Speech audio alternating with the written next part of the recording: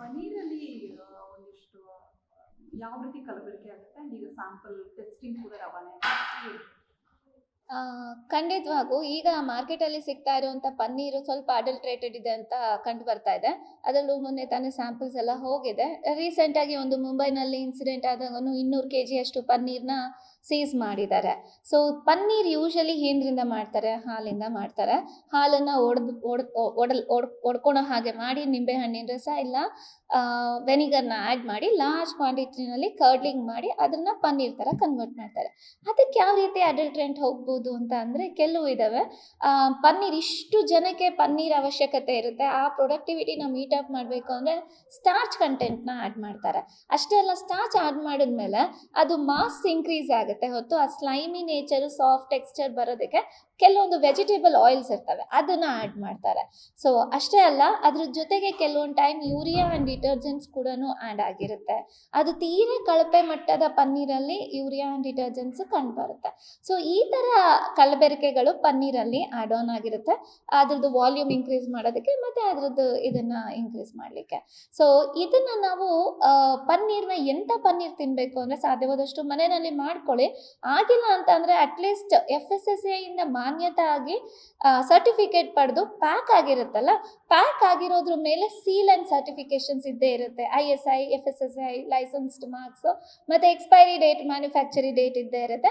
ಇದನ್ನು ಗಮನಿಸಿ ಅದು ಎಕ್ಸ್ಪೈರಿ ಆಗೋದಕ್ಕೆ ಮುಂಚೆನೇ ಅದನ್ನು ಬಳಕೆ ಮಾಡಿದ್ರೆ ಖಂಡಿತ ಒಂದು ಹಂತಕ್ಕೆ ನಾವು ಸೇಫ್ ಆಗಿರ್ಬೋದು.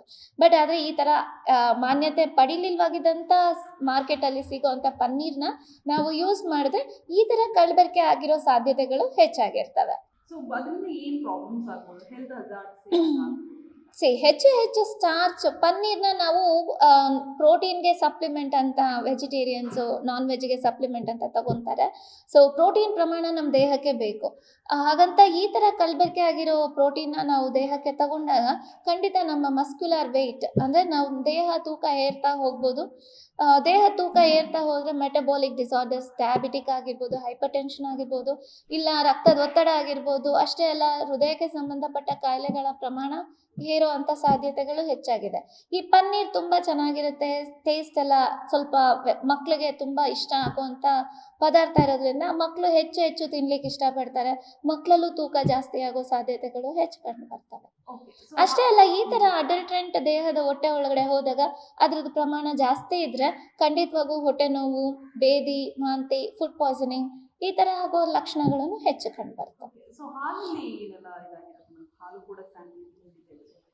ಓಕೆ, ಹಾಲು ನಮ್ಮ ನಂದಿನಿ KMF ಇಂದ ಸಿಗ್ತಾ ಇರೋ ಹಾಲು ಪ್ಯಾಸ್ಚರೈಸ್ಡ್ ಹಾಲು. ಅದನ್ನು ಒಂದು ಮಟ್ಟದಲ್ಲಿ 100 ಡಿಗ್ರಿ ಸೆಂಟಿಗ್ರೇಡ್ಗೆ ಒಂದೇ ಸಲ ಪ್ರೆಷರ್ ಕೊಟ್ಟು ಪ್ಯಾಸ್ಚರೈಸೇಷನ್ ಆಗಿರುತ್ತೆ, ಹೀಟ್ ಟ್ರೀಟ್ಮೆಂಟ್ ಆಗಿರುತ್ತೆ. ಸೊ ಅದರಲ್ಲಿ ಎಲ್ಲ ಬ್ಯಾಕ್ಟೀರಿಯಾಸು, ವೈರಲ್ಲಿ ಏನಿರುತ್ತೆ, ಫಂಗೈ ಎಲ್ಲ ಸತ್ತೋಗ್ಬಿಟ್ಟಿರುತ್ತೆ. ಸೊ ಅಂಥ ಹಾಲನ್ನ ನಾವು ಬಳಕೆ ಮಾಡಿದ್ರೆ ಯಾವುದೇ ರೀತಿ ತೊಂದರೆ ಇಲ್ಲ. ಈ ಮನೆ ಹತ್ರನೇ ಸಾಕಿ ಮನೆಗೂ ಸಪ್ಲೈ ಮಾಡ್ತಾರಲ್ಲ, ನಾವು ಕರ್ದಿ ಹಾಲು ಕೊಡ್ತೀವಿ ಅಂತ, ಅಂಥ ಹಾಲನ್ನ ಗುಣಮಟ್ಟನ ಪರೀಕ್ಷೆ ಮಾಡೋದು ತುಂಬ ಒಳ್ಳೆಯದು. ಯಾಕೆಂದರೆ ಆ ಹಸುಗಳು ಏನು ತಿಂದಿರ್ತಾವೋ ಇಲ್ಲ ದಾರಿನಲ್ಲಿ ಮೇಯ್ಲಿಕ್ಕೆ ಬಿಟ್ಬಿಟ್ಟಿರ್ತಾರೆ, ಅಂಥವು ಪ್ಲಾಸ್ಟಿಕ್ ಅಂಶನ ತಿಂದು ಈ ಪ್ಲಾಸ್ಟಿಕ್ ಪೇಪರ್ ಆಗಿರ್ಬೋದು, ಈ ಕೊಳ್ತಿರೋ ಅಂಥ ಪದಾರ್ಥಗಳನ್ನ ಆಗಿರ್ಬೋದು, ಅನ್ನ ರೋಡಲ್ಲಿ ಬಿದ್ದಿರೋ ಅಂಥ ಯಾವುದೇ ಆಹಾರ ಪದಾರ್ಥಗಳು ಕೆಟ್ಟೋಗಿರೋದು ಅಂಥದನ್ನ ತಿಂದಿರೋ ಸಾಧ್ಯತೆ ಹೆಚ್ಚಿರುತ್ತೆ. ಅಂಥ ಹಸುವಿಂದ ತಯಾರಾಗಿರೋ ಹಾಲಿನಲ್ಲಿ ಕೆಲವೊಂದು ಬ್ಯಾಕ್ಟೀರಿಯಾಸು, ವೈರಸ್ಸು ಅಲ್ಲೇ ಹಾಗೆ ಉಳಿದಿರುತ್ತೆ. ಆ ಹಾಲನ್ನ ನಾವು ಮನೆಗೆ ತಂದು ಉಪಯೋಗಿಸಿದಾಗ ಏನಾಗುತ್ತೆ, ಅದು ಪ್ಯಾಸ್ಚರೈಸ್ ಆಗಿರಲ್ಲ. ನಮ್ಮ ಮನೆಯಲ್ಲಿ ನಾವು ಪ್ಯಾಸ್ಚರೈಸ್ ಮಾಡೋದಕ್ಕೆ ಸಾಧ್ಯನೇ ಇಲ್ಲ. ಒಂದು ಹಂತಕ್ಕೆ ಚೆನ್ನಾಗಿ ಹಾಲನ್ನ 1 hour ಅಟ್ಲೀಸ್ಟ್ ಸಣ್ಣ ಊರಿನಲ್ಲಿ ಇಟ್ಟು ಚೆನ್ನಾಗಿ ಮಳಿಸಿ ಕುದಿಸಿ ಅದು ಕೆನೆ ತೆಗೆದು ನಂತರ ಅದು ಇನ್ನೊಂದಷ್ಟು ಪ್ರಮಾಣದಲ್ಲಿ ನೀರು ಹಾಕ್ಬಿಟ್ಟು ಇನ್ನೂ ಒಂದಷ್ಟು ಕುದಿಸಿದಾಗ ಒಂದು ಹಂತಕ್ಕೆ ಬ್ಯಾಕ್ಟೀರಿಯಾಸ್ ಎಲ್ಲ ನಾವು ಕನ್ಫರ್ಮ್ ಮಾಡ್ಕೊಳ್ಬೋದು ಅವು ಸತ್ತಿದ್ದಾವೆ ಅಂತ. ಬಟ್ ಆ ಪ್ರಮಾಣದಲ್ಲಿ ಯಾರು ಮಾಡೋದಕ್ಕೆ ಸಾಧ್ಯ ಇದೆ?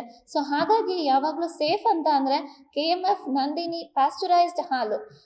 ನಂದಿನಿ ಅಂತ ಏನಲ್ಲ, ಯಾವುದೇ ಹಾಲು ಪ್ಯಾಸ್ಚರೈಸ್ ಆಗಿ ಅದ್ರ ಮೇಲೆ ಸೀಲ್ ಮಾರ್ಕ್, FSSAI ಮಾನ್ಯತೆ, ISI ಮುದ್ರೆ ಮತ್ತು expiry date, manufacturing, use before dates ಇಷ್ಟೆಲ್ಲನೂ ನಾವು ಪ್ರಮುಖವಾಗಿ ಗಮನಿಸ್ಬಿಟ್ಟು ಆ ಥರ ಹಾಲನ್ನ ನಾವು ಉಪಯೋಗಿಸಿದ್ರೆ ನಮ್ಮ ದೇಹಕ್ಕೂ ಒಳ್ಳೆಯದು, ನಮ್ಮ ಆರೋಗ್ಯಕ್ಕೂ ಒಳ್ಳೆಯದು.